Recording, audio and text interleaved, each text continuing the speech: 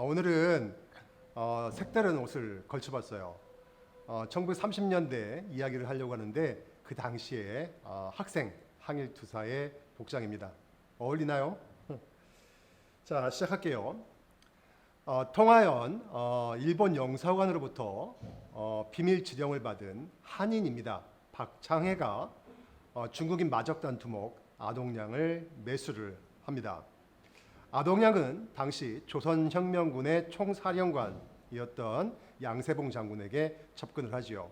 그리고 자신의 마적단을 당신이 직접 접수를 하라. 그리고 우리가 러시아로부터 몰래 들여온 최신식 무기도 접수하라. 양세봉 장군은 좀 미심쩍긴 했습니다만 오직 항일을 생각해서 그의 뒤를 따르게 되죠. 그리고 나서 얼마 후에 등 뒤에서 피격을 당합니다. 그렇게 허망하게 순국을 하죠.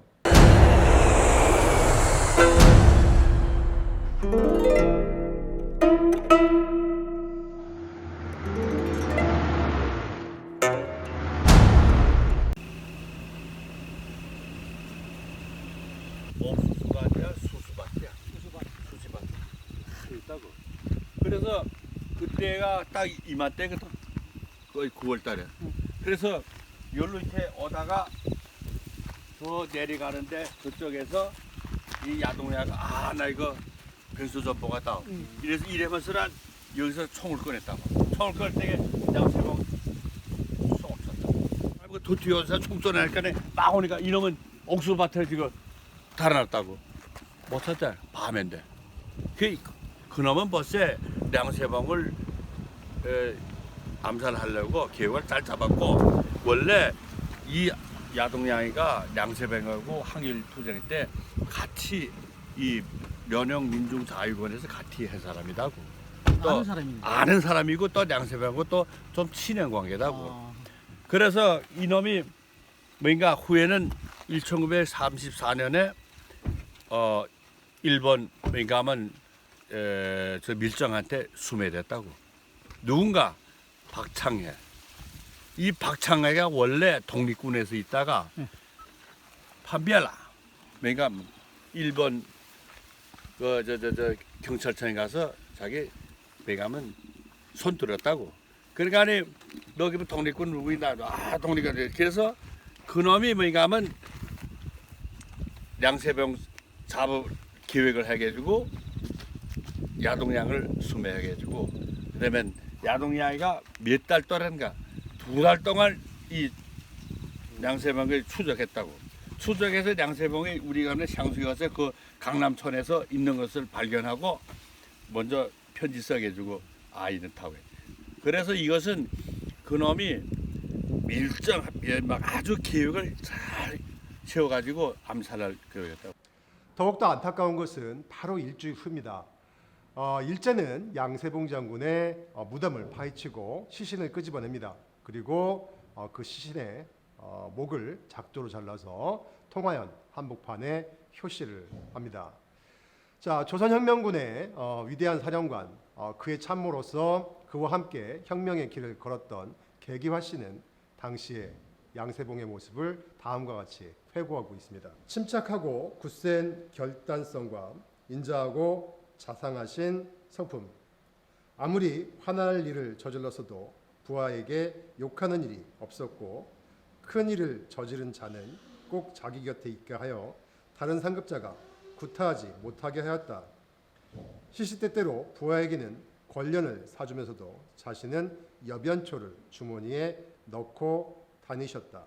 즉 조선혁명군의 위대한 사령관 양세봉 장군은 섬김의 리더십, 포용의 리더십, 그리고 관용의 리더십으로 만주 지역 독립운동사에 큰 족적을 남기셨습니다. 조선혁명군, 그 조선혁명군이라고 하면 그 김일성의 조선인민혁명군과 굉장히 비슷하잖아요. 그래서 어느 누구라도 이것은 좌익 계열의 무장 세력 단체이다라고 생각을 하세요. 그러나 그 정반대입니다.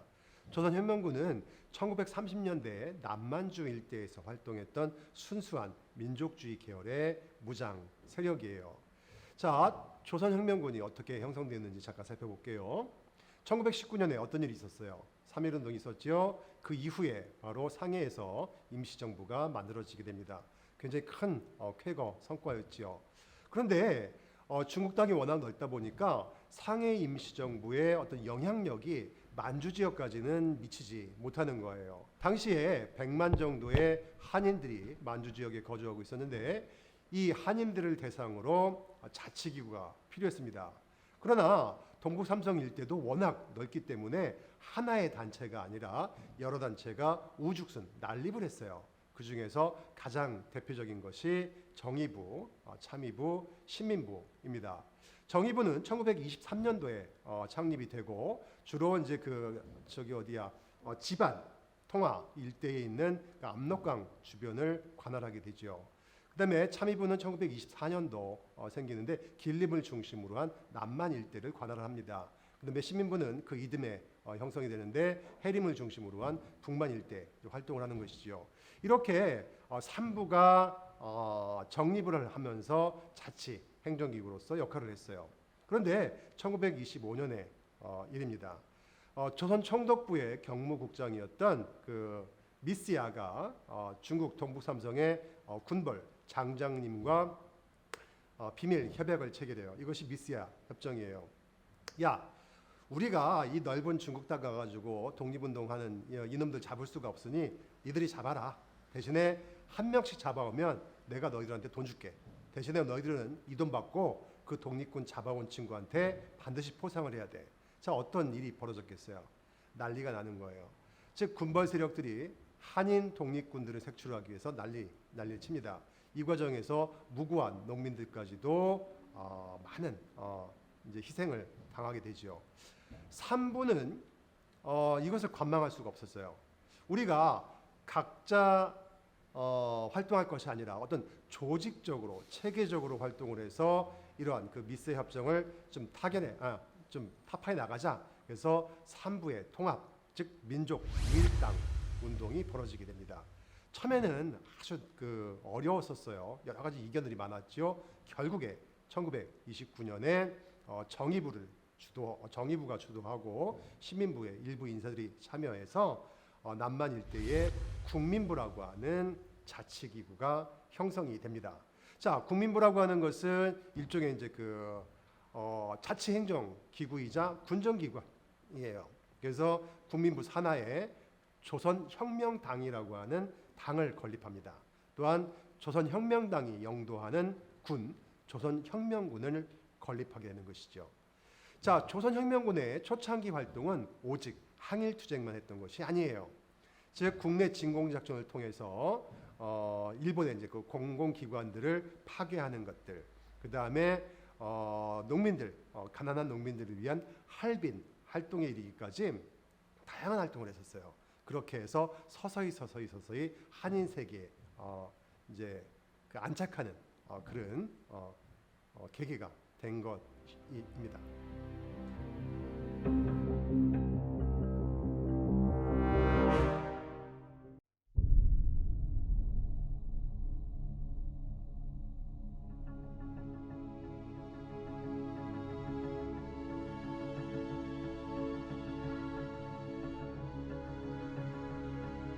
(1931년 9월 18일이에요) 일제가 드디어 조선을 넘어서 전 중국을 침략하기 위해 만주사변을 일으킵니다. 그리고 동북 삼성을 점령하고 괴뢰국인 만주국을 세우게 되는 것이죠.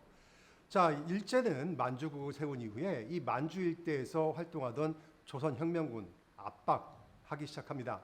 왜? 조선혁명군이 국내 진입작전을 계속 수시로 펼쳤기 때문에 조선을 점령하는 데도 통치하는 데도 큰 어려움이 있어요.